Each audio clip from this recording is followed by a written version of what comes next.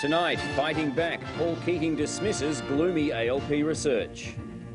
Tension high in our jails as authorities head off a prisoner revolt. And a top Compass executive in court on deception charges. Good evening, Ian Henderson in Melbourne with ABC News. Paul Keating has brushed aside fears from his own party officials that Labor is headed for defeat on Saturday. The Prime Minister claims he's still an even money bet. But his words had a hollow ring after Queensland's Labor Premier spoke of a dangerous slide away from the ALP in his state.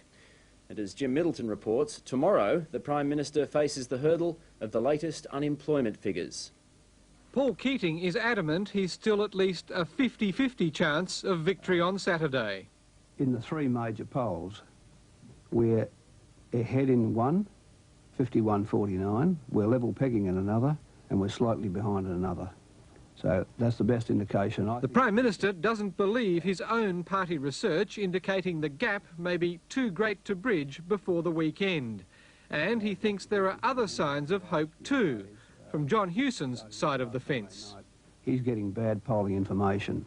I mean, I know he's getting bad polling information, so this is not decided, this election. It's open. But Queensland's Labor Premier fears that may not be the case, with 5 ALP seats at risk in his state. A number of polls seem to be indicating a dangerous slide away from Labor, and if that trend continues to Saturday, I fear the worst. I fear a very bad result for our Labor sitting members. Will you all please welcome John Hewson, Premier, President, Prime Minister-elect. Saturday night he'll be the Prime Minister of Australia, Mr. John Hewson.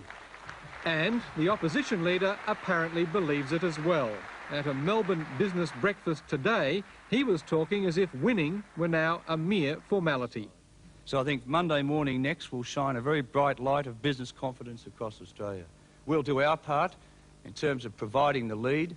But as the days dwindle to polling day, the rhetoric on both sides is growing more strident.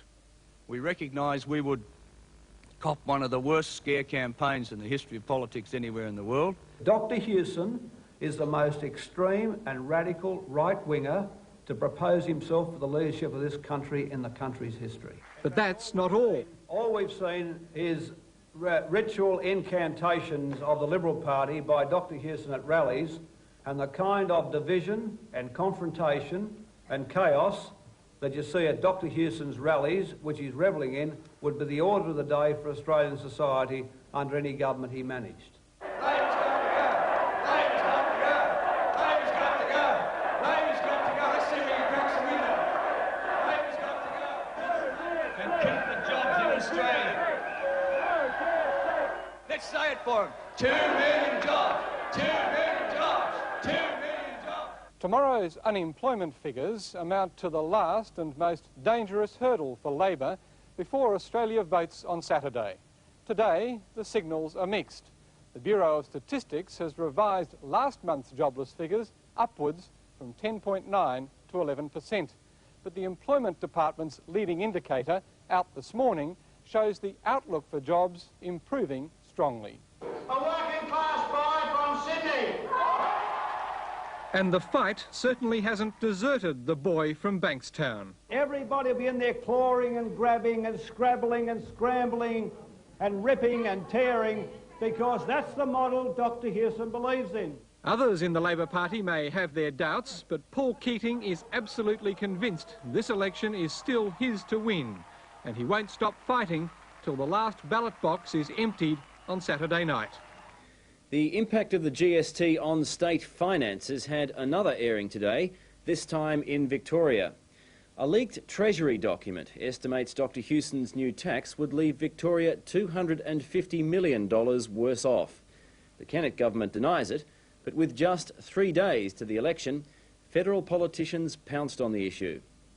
In the last fortnight, local business has been pushed aside, with the GST debate dominating state parliaments. Today it was Victoria's turn. Treasurer Alan Stockdale battled opposition claims that the GST would leave the state severely out of pocket. The source was a Treasury document leaked to a metropolitan newspaper. It pinpointed losses of $150 million in federal grants and $100 million in the Commonwealth State Housing Agreement. It also said there'd be inadequate compensation for the abolition of payroll tax. Mr Stockdale has dismissed the document as obsolete. He says it's a summary of a study commissioned by the former Kerner government based on Fightback Mark 1. It does not represent any adequate analysis of the Fightback 2 package. Stockdale's report, which has emerged today, is one done since he was Treasurer, and you shouldn't be deluded otherwise. And after a week of bad publicity over the loans affair, Federal Treasurer John Dawkins leapt at the chance to throw some back at Mr Stockdale. I mean, he's just revealing himself as a grubby politician, unfortunately. And of Mr Kennett. Here he is, unfazed, apparently, by the fact that he would have to go further into debt every year to the tune of $250 to $350 million every year, or alternatively put up taxes.